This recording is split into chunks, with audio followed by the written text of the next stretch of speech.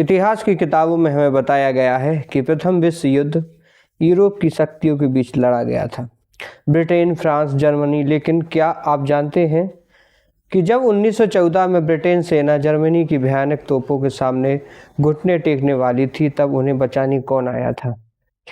ये कहानी है उन 13 लाख भारतीय शूरवीरों की, जिन्होंने समंदर पार एक ऐसा युद्ध लड़ा जो उनका था ही नहीं। फ्रांस की बर्फीली खाइयों से लेकर गैलीपियो की खून की पहाड़ियों तक उन्होंने ब्रिटिश साम्राज्य को टूटने से बचाया। लगभग 74,000 से ज़्यादा भारतीय सैनिक कभी लौटकर अपने घर आए ही नहीं, लेकिन इस सर्वोच्च बलिदान के बदले आज़ाद भारत का सपना देखने वाले इन सैनिकों को अंग्रेजों ने क्या दिया? एक ऐसा धोखा जिसने भारत का इतिहास हमेशा के लिए बदल दिया। नमस्कार, मेरा नाम है राहुल और आप देख रहे हैं the Indian narrator. August 1914 Europe में युद्ध के बादल फट चुके थे। ब्रिटेन एक ऐसा युद्ध में फंस गया था जिसके लिए उनकी सेना तैयार नहीं थी। ब्रिटेन फौजें फ्रांस के मोर्चे पर बुरी तरह मारी जा रही थीं। उन्हें रातों रात लाखों सैनिकों की आवश्यकता थी, और जब उनकी नज़र गई सबसे बड़े अपने उपनिवेश देश भारत पर। लेकिन सवाल था कि भारतीय सैनिक एक पराई युद्ध में क्यों लड़े? यहीं पर युद्ध शुरू होता है एक कूटनीतिक खेल। उस समय के भारतीय नेताओं ने, यहाँ तक कि महात्मा गांधी ने भी गांव-गांव जाकर लोगों से ब्रिटिश सेना में शामिल होने की अपील की। क्योंकि अंग्रेजों ने एक बहुत बड़ा लालच दिया था। उन्होंने वादा किया था कि अगर भारत इस मुश्किल घड़ी में ब्रिटेन का साथ देगा तो युद्ध के बाद भारत को स्वशासन यानी होम रूल दे दिया जाएगा। आज़ादी की उम्मीद में पंजाब, राजपूताना, मराठा और गोरखा रेजिमेंट के लाखों युवा अपनी जान हथेली पर रखकर जहाज़ों में बैठ गए थे। उन्हें नहीं पता था कि वे किस नरक की ओर जा रहे हैं।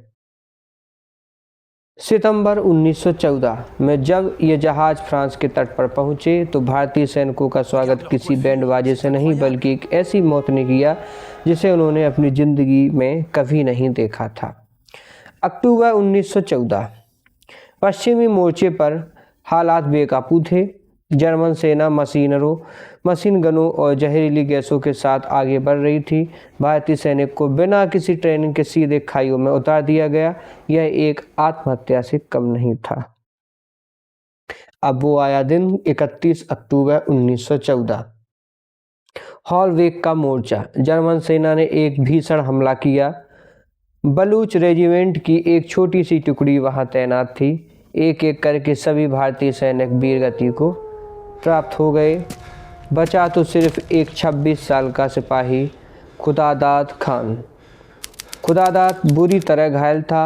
उनके शरीर में खून बह रहा था, लेकिन वह अपनी मशीन गन से तब तक आग उगलता रहा जब तक कि वह बेहोश नहीं हो गया।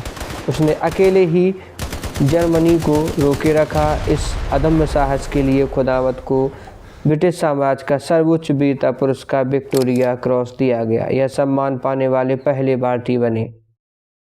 लेकिन दुश्मन सिर्फ जर्मन सेना नहीं थी। यूरोप की जमा देने वाली ठंड एक खामोश कातिल बन गई थी। इन सैनिकों के पास सर्दियों के कपड़े नहीं थे। कई सैनिक सिर्फ ठंड और ट्रेंच फुट यानी पैरों का सड़ना जैसी बीमारी से मर गए। घर भेजे गए उनके पत्रों में दर्द छलक रहा था। एक सैनिक ने लिखा कि यह कोई युद्ध नहीं, यह दुनिया का अंत है। आसमान से आग बरस रही है। भारतीय खून से फ्रांस की बर्फ लाल हो चुकी थी। लेकिन यूरोप तो सिर्फ एक शुरुआत थी। ब्रिटेन साम्राज्य को बचाने के लिए भारतीयों को एक ऐसे मोर्चे पर भेजा जा रहा था जो बर्फ से नहीं बल्कि तपती रेत और मौत से भरा हुआ था। ब्रिटेन का सबसे बड़ा दुश्मन अब जर्मनी के साथ साथ ऑटोमन एम्पायर, जो तुर्की है, उसमें पहले ऑटोमन एम्पायर चलता था, ये बन गया। सुएज नहर और तेल की कुएं को बचाने के लिए भारतीय सेना को मेसोपोटामिया, जो आज इराक में है, इराक को जानते हैं मेसोपोटामिया के नाम से, मिस्र और फिलिस्तीन के रेगिस्तानों में उतार दिया गया। गैलीपियो का अभियान अंग्रेजों की सबसे बड़ी भूल थी। पहाड़ियों पर बैठे तुर्की सैनिक गोलियों की बारिश कर रहे थे, लेकिन यहाँ भी 29वीं इंडियन इन्फेंट्री ब्रिगेड और गोरखा राइफल्स ने कर दिखाया जो ब्रिटिश सैनिक ने नहीं कर सके। अपनी खुसरी के दम पर, जो चाकू होती है उसे खुसरी कहते हैं। गोरखाओं ने खड़ी पहाड़ियों पर कब्जा कर लिया, लेकिन पीछे से ब्रिटिश सपोर्ट ना मिलने के कारण ये सभी वहाँ मारे गए। लेकिन युद्ध सबसे महान और हैरान करने वाली लड़ाई लड़ी गई इस विश्व युद्ध में 23 सितंबर 1918 को। इजराइल के हाइफा शहर की तुर्की सेना पर कब्जा कर लिया गया। पहाड़ियों पर मशीनों से लेकर बैठे मशीन गनों को लेकर बैठे थे लोग, और नीचे बैठे थे जोधपुर के मैसूर भारतीय घुड़सवार थे जो वहाँ लड़ने गए थे।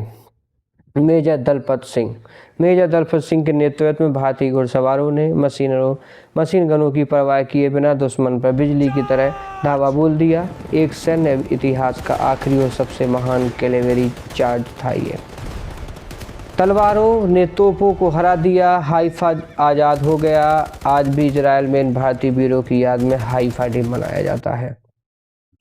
1918 में युद्ध समाप्त हो गया, ब्रिटेन जीत गया। 13 लाख भारतीयों ने खून बहाया, 74,000 शहीद हुए, 11 विक्टोरिया क्रॉस जीते। भारत ने 100 मिलियन पाउंड का भारी भरकम आर्थिक दान देकर ब्रिटेन को दिवालिया होने से बचाया।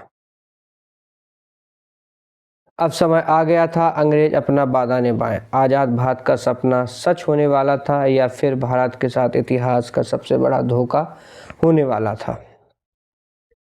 जब बचे हुए भारतीय सैनिक अपने घर लौटे तो उन्होंने उम्मीद की थी कि उनका स्वागत हीरो की तरह हीरो जवाहरात से किया जाएगा, लेकिन भारत की सड़कों पर मातम पसरा था। युद्ध का सारा कर्ज अंग्रेजों ने भारत की गरीब जनता से वसूला था।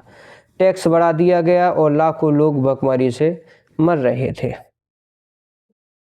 गांधी और तिलक जैसे नेताओं ने अंग्रेजों को उनका वादा याद दिलाया, लेकिन जीत के नशे में चूर ब्रिटिश हुकूमत ने अपना असली रंग दिखा दिया।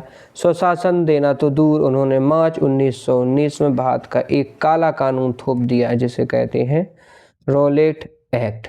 एक ऐसा कानून जिसके तहत किसी भी भारतीय को शक के आधार पर बिना अपील, बिना दलील और बिना वकील के सीधा जेल में डाला जा सकता था।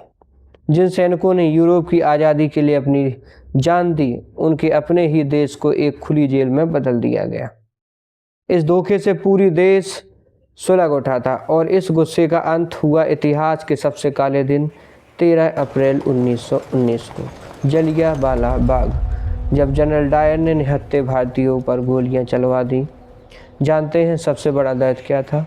जिन भारतीय सैनिकों ने 4 साल तक विदेशी मोर्चे पर अपनी जान की बाजी लगाई, उनके परिवारों को जलियांवाला बाग में अंग्रेजों ने गोलियों से भून डाला था।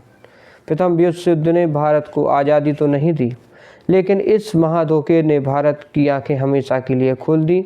जलियांवाला बाग के खून ने भारत के राष्ट्रीय आंदोलन की दिशा बदल दी। असहयोग आंदोलन की नींव पड़ी और भारत समझ गया कि आज़ादी भीख से नहीं लड़कर ली जाती है। आज नई दिल्ली के सीने पर खड़ा वो इंडिया गेट सिर्फ एक ईंट पत्थर का स्मारक नहीं है, यह उन 82,000 भारतीय सैनिकों का खून से लिखी गई डायरी है जिन्होंने प्रथम विश्व युद्ध में अपने प्राण त्याग दिए। यह कहानी है उन गुमनाम नायकों की जिन्हें ब्रिटिश इतिहास ने भुलाने की कोशिश की, लेकिन उनकी बहादुरी आज भी फ्रांस की हवा और हाइफा की मिट्टी में जिंदा है। इतिहास के पन्नों पर दफन ऐसे ही और अनसुने सच जानने के लिए इस वीडियो को लाइक ज़रूर करें, शेयर करें और चैनल को सब्सक्राइब करना ना भूलिए। जय हिंद।